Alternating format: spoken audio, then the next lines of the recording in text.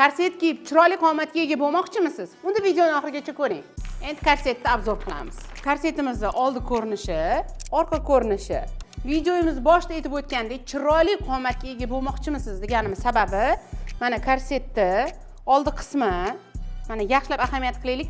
Mana shu kantni hisobiga kiyganda tali ajraydi.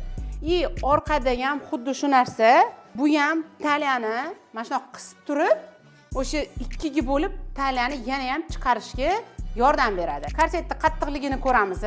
Mana men tortib olman. Bu juda ham plotniy. Endi hozir biz buni ichki tomonlarini ko'rib chiqamiz.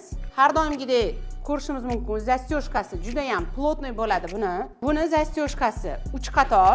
Ikki tomonini ko'rishimiz mumkin. Korsetimizni mana shu joyigacha, yelkagacha salkam 3 qator baland simi chiqqan.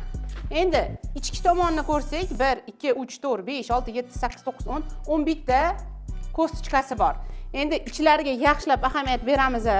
Setka, lekin juda ham mayin. Badanga umuman qichishish, allergiya yoki botish, umuman unaqa narsalar bo'lmaydi. Materiali juda ham gipoallergenniy. Buni materiali 4 qavat qilingan.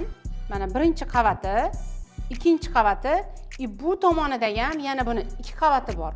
Общий 4 qavat 100% setka qilingan. Korsetimizni qora rangi ham bor. Agar sizlarga bu korset yoqqan bo'lsa, tanish bilish opa-singillaringizga jo'natib qo'yinglar. Yurakchani qizartirsanglar ham xursand bo'lamiz.